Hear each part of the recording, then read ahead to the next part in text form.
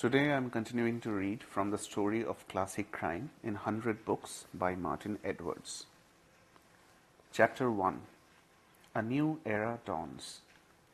As the Victorian era gave way to a short-lived phase of Edwardian elegance, detective fiction was, like Britain itself, in a state of transition. Readers continued to mourn the loss of Sherlock Holmes, killed, or so it seemed, as the Reichenbach falls because his creator Arthur Conan Doyle felt the need to save his mind for better things. Doyle's fellow writers struggled to fill the vacuum. As his brother-in-law E. W. Hornung put it, there is no police like Holmes. The sheer ordinariness of stout and cordial private detective Martin Hewitt, created by Arthur Morrison, made a striking contrast to Holmes's brilliant eccentricity, but also meant Hewitt was easily forgotten. More exotic and interesting was Hornung's gentleman burglar A. J. Raffles. The moral unorthodoxy of the stories was intriguing, but when Raffles joined the forces of law and order before dying a hero in the Boer War, he sacrificed his dangerous charm. His fellow anti-heroes, notably Morrison's amiable sociopath Horace Dorrington and the crafty Romney Pringle, created by Clifford Ashdown, a pen name for R. Austin Freeman and John J. Pitcairn, were in some respects years ahead of their time. But they soon disappeared from sight. Writers strove for originality none more energetically than Baroness Orczy. In addition to the old man in the corner, she created a second-string detective, Patrick Mulligan, an Irish solicitor with dingy offices in Finsbury Square, and a confidential clerk who narrates his cases and rejoices in the name Alexander Stanislas Mullins. Mulligan is known as Skin o' my tooth in tribute to his flair for securing the acquittal of clients whose convictions seemed certain. Ostracized by dignified fellow lawyers for being so unprofessional as to act as an amateur detective when the case demands it, Mulligan is unprepossessing, but he gets results. His cases, belatedly gathered together in Skin o' My Tooth, 1928, illustrated the fictional potential of the single-minded and sometimes unscrupulous solicitor detective, which was further developed by H. C. Bailey in his books about Joshua Clunk, and by Anthony Gilbert, a pen name of Lucy Mailson, in her long series featuring Arthur Crook. Nor did the Baroness stop there. She also created Lady Molly Robertson Kirk, an unlikely head of Scotland Yard who achieves eminence as a woman detective for the sole purpose of helping to free her husband from Dartmoor, where he has been incarcerated since his wrongful conviction for murder. Richard Marsh created Judith Lee, a teacher of the deaf and dumb, who found that her ability to lip read was an invaluable aid to solving crime. There was a vogue for female sleuths around the turn of the century, and Matthias MacDonald Bodkin was quick to jump on the bandwagon, introducing Dora Merrill, the famous lady detective whose subtle wit had foiled the most cunning criminals, whose cool courage had faced the most appalling dangers. But if Bodkin ever intended to strike a blow for feminism, he changed his mind. Dora's ultimate fate was to marry his male protagonist, Paul Beck, the rule-of-thumb detective, and resign herself to domesticity. Their union produced Paul Beck Jr., whose genetic inheritance made it inevitable that he too became a capable sleuth. His achievements were recorded in Young Beck, a chip of the old block, 1911.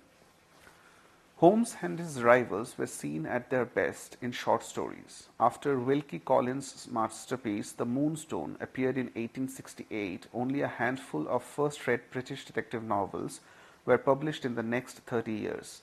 Crime writers had not learned how to combine a memorable detective capable of solving a series of baffling crimes with the form of a novel. A short story can succeed through a single trick. The length of a detective novel demands a complicated plot or development of character, or both.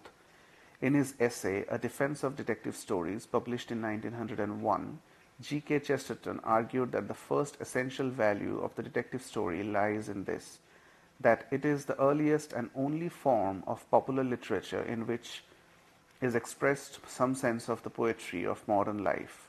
Chesterton, a poet, journalist, and much else besides, created in Father Brown the outstanding new detective of Edwardian England, and became a powerful and passionate advocate for the genre.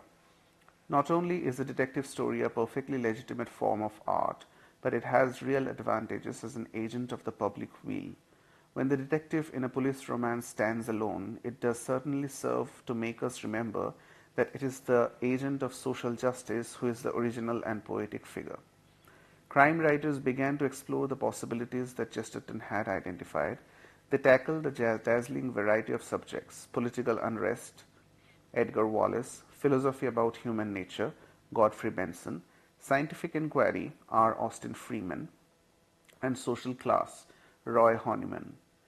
Meanwhile, Sherlock Holmes came back from the dead by public request, although it was widely accepted that despite escaping the icy torrents, he was never quite the same man again. Times were changing. In 1912, the sinking of the unsinkable RMS Titanic resulted in the death of one of the most talented American writers of detective fiction, Jacques Futrelle. The tragedy also seemed to herald a transition from confidence to unease and uncertainty. At much the same time, novels such as At the Villa Rose signaled the changing nature of crime fiction. A.E.W. Mason's book was inspired by a real-life murder case, and so was Mary Belloc Lowndes' The Lodger. The detective short story was giving way to the detective novel as crime writers struggled with the challenge of maintaining suspense and an air of mystery for the whole length of a novel. They experimented with techniques that their successors would refine. The significance of these developments went far beyond much increased word counts. The genre was undergoing a metamorphosis that opened up opportunities for a brand new type of crime writing. The Hound of Baskervilles by Arthur Conan Doyle, 1902. Sherlock Holmes is so closely associated with Victorian London's foggy, gaslit streets in the popular imagination that it is surprising to realize Arthur Conan Doyle wrote more stories about him in the 20th century than in the 19th. Similarly, more of his cases were recorded after his apparent demise at the Reichenbach Falls in The Final Problem in 1893 than before. The idea for The Hound of the Baskervilles came from a young journalist and occasional crime writer called Bertram Fletcher Robinson, who told Doyle about a legend concerning a gigantic hound which terrorized the people of Dartmoor. The two contemplated co-authorship, but the story needed to be built around a compelling central character. Once Doyle decided that the material suited Sherlock Holmes, it became inevitable that he would write the book alone. Although Robinson shared in the proceeds, Holmes experts disagree about the precise date when the story was set, but Doyle was untroubled by the fact that he had killed off the great detective. There was no limit to the number of papers he left behind or the reminiscences in the brain of his biographer. The story opens with a superb tour de force of deduction from the evidence of a walking stick, a penning lawyer left by a caller at 221B Baker Street, Dr. James Mortimer. When Mortimer returns, he reads out to Holmes and Watson a story in an old manuscript about the ancient curse of the Baskervilles, and a recent newspaper account of the mysterious death of Mortimer's friend and patient, Sir Charles Baskerville. No signs of violence were found on Sir Charles's corpse, but there was an almost incredible facial distortion. Mortimer reveals that he found footprints close to the body. Mr. Holmes, they were the footprints of a gigantic hound. Sir Henry Baskerville, last of the line, is determined to live in the family home on Dartmoor, but Mortimer fears that every Baskerville who goes there meets with an evil fate. Are they victims of a diabolical curse, or is there a more rational explanation? Holmes agrees to investigate. Atmospheric and gripping, The Hound of Baskervilles is the best of the four long stories about Holmes.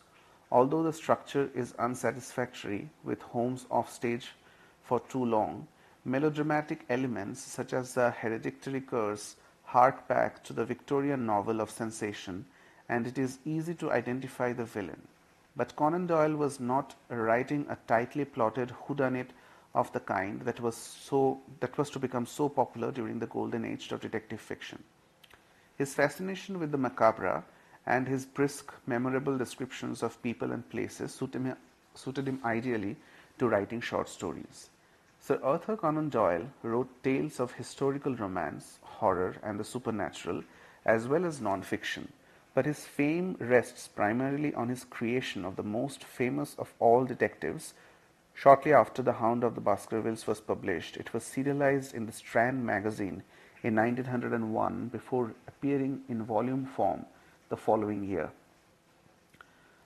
The offer of a huge fee persuaded him to bring Holmes back from the dead in The Empty House in 1903, and Holmes' stories continued to appear until 1927.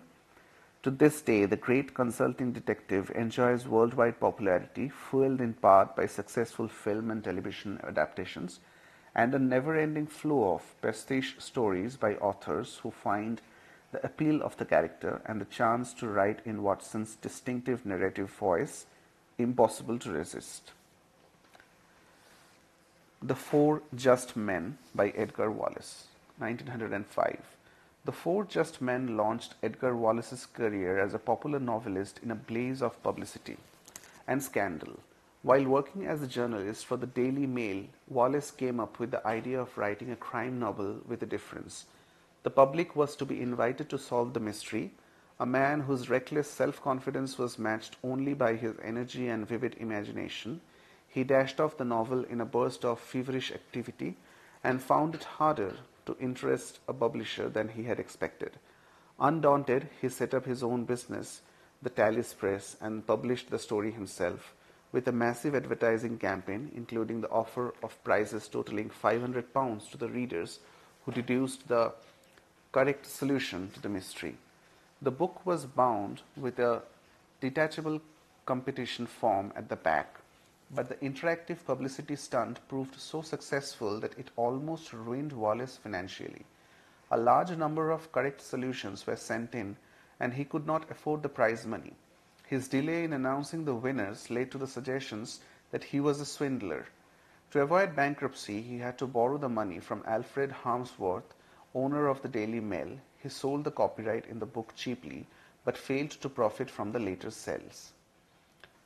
The Four Just Men accounted for an innovative example of the challenge to the reader, which, stripped of cash prizes, became a popular feature of later detective stories. Wallace's thriller was not only highly topical at the time it first appeared, but also, more than a century later, seems strikingly modern in its concerns: immigration and international terrorism. A shadowy group, the Four Just Men, threaten to kill the British Foreign Secretary, Sir Philip Rahman, if he does not abandon the Aliens Extradition (Political Offences Bill).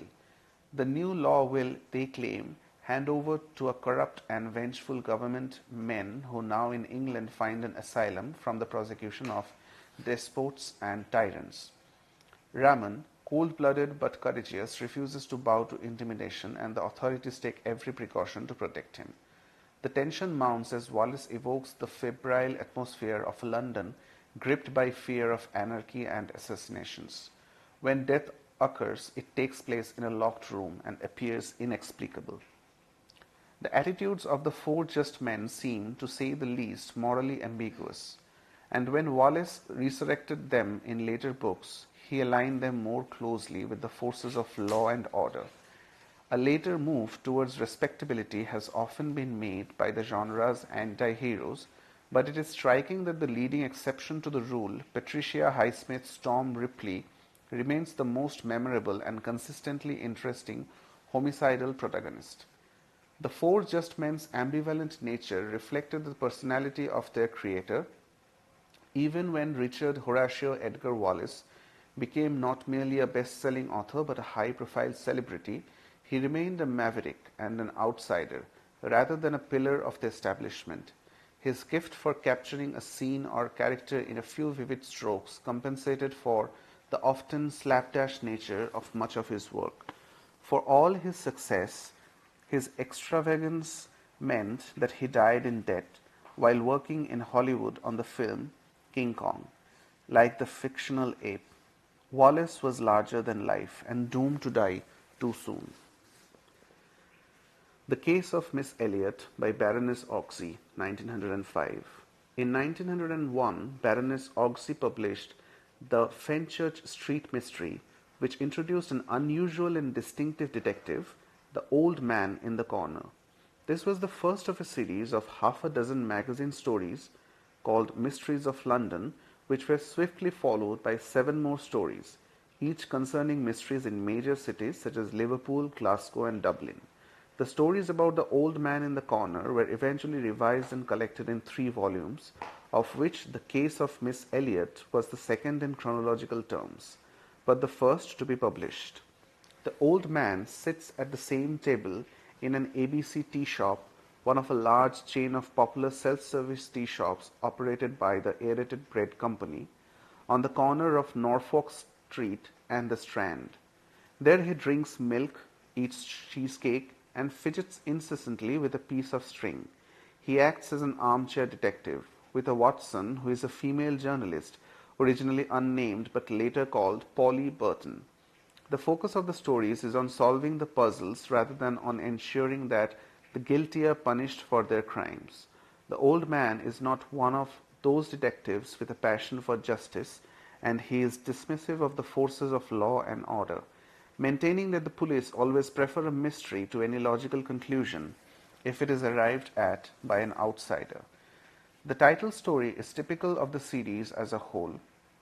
As Polly and the Old Man discuss the discovery in Maida Vale of the body of a young woman, Miss Elliot, whose throat had been cut, the dead woman was clutching a surgical knife in her clenched hand, and at first it was unclear whether she had committed suicide or had been murdered. Miss Elliot was matron of a convalescent home, and then as now the finances of care homes were often in a perilous state. The Old Man has stired himself to attend the inquest, where he learns enough to deduce the truth about a seemingly perfect alibi.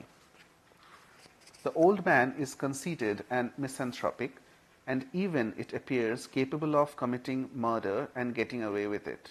The storytelling formula, although inherently limited, was neat and original, and the book enjoyed considerable popularity. It was included in the tiny library taken by Sir Ernest Shackleton on his ill-fated expedition to the South Pole in 1915. In later years, Orczy wrote a further set of stories about the Old Man, which were collected in a 3rd volume, Unravelled Knots, 1925, but by then his moment had passed. Baroness Orczy liked to be called Emuska. Her full name was Emma Magdalena Rosalia Maria Josefa Burbala Orczy d'Orczy. She was born in Hungary of noble descent and moved to Britain with her family in 1880. She was a talented artist but found fame, fortune as a writer, eventually earning enough money to buy an estate in Monte Carlo. Her increasing focus on historical fiction meant she contributed little of note to the crime genre after the First World War. She became a founder member of the Detection Club, established in 1930, although by the time her main claim to literary fame lay in her stories about Sir Percy Blakeney, alias the Scarlet Pimpernel. Tracks in the Snow by Godfrey R. Benson, 1906. Godfrey Benson enjoyed a career of distinction before and after making a solitary venture into the crime fiction. Tracks in the Snow, being the history of a crime, is narrated by Robert Driver, rector of a country parish, and opens crisply. On the morning of the 29th of January, 1896, Eustace Peters was found murdered in his bed. Much mystery attached to the circumstances of his death. It was into my hands that chance threw the clue to this mystery. Peters is a former official with the consular service who retired early after years spent in the East, inherited a country house, Greenville Combe, and indulged himself in the leisure pursuits of an Edwardian gentleman. On the last night of his life, His guests were Driver, an Irishman called Callaghan, a German businessman called Thalberg, and the wealthy, enigmatic William Vane Cartwright. By the time Driver awakes the next morning, snow lies on the ground outside Grenville Combe, and the master of the house has been stabbed to death. Footprints found in the snow appear to implicate the dead man's gardener, Reuben Trethewey, who had recently expressed a wish to kill his employer. Trethewey is arrested, but it soon becomes clear that the explanation for the crime lies elsewhere. The quest for the truth about Peter's death proceeds at a leisurely pace characteristic of its period. Driver, appointed the dead man's executor, stumbles across correspondence which points the finger of guilt at one of his fellow supper guests, and despite a number of twists in the tale of jealousy and revenge, the identity of the culprit is easy to spot. Benson was not trying to write a complex whodunit, but simply to tell, as his subtitle indicates, a story about a crime with its roots in the past and in lands far distant from England. More than a year passes before a criminal is brought to justice, but occasional moments of tension occur, as when Driver is accompanied on an evening stroll by someone he believes to be a double murderer. It is not safe to be dealing with a desperate man, but if you happen not to pity him, it is not a disagreeable sensation. Godfrey Rathbone Benson was educated at Winchester and Balliol College, Oxford, and became a lecturer in philosophy at Balliol. A man of many parts, he served as Liberal MP for Woodstock and later as Mayor of Lichfield, and held various public offices. His biography of Abraham Lincoln is to this day admired for his focus on character analysis and political philosophy. After Benson was elevated to the peerage in 1911, editions of Tracks in the Snow appeared under the name of Lord Charnwood. Later it sank into oblivion. But Benson's thoughtful, well-crafted prose, his insights into human behavior, and the way in which the story touches on issues such as free will and the ramifications of Britain's imperial past combine to make his brief venture into the crime genre notable.